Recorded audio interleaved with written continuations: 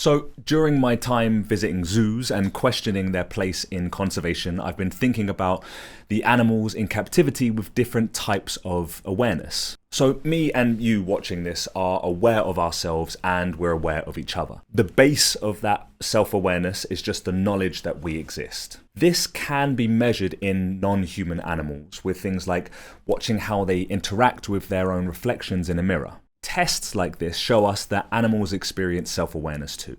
Well, it does depend on how you define awareness or experience, but the evidence suggests that many animals have forms of self-awareness. However, there are different types of those experiences, and one is something called the theory of mind. This is really interesting. So it's an ability that we all have, and it's thought that it was only humans who have this. Theory of mind is the ability to understand that others have thoughts, beliefs, or wants that are different from our own. That can be quite complex, and we can build entire religions or economies around that. But in its simplest form, the theory of mind can just be, she knows something I don't, or he doesn't see what I see.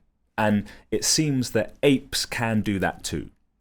There has been work exploring this, but there was an experiment earlier this year, I'll link to it in the comments, that showed bonobos demonstrating this. The experiment was to get the apes to help humans find food. What they found was the bonobos recognized when the humans needed more help finding the food, and they changed their communication to help them. And that's where I think this is really important for zoos. If apes can recognize what someone else knows or doesn't know, it might mean they're constantly doing this with the minds around them. In the wild, I think that plays out in them kind of rich social groups where they kind of negotiate alliances with each other and they share food, or they even just kind of deceive each other.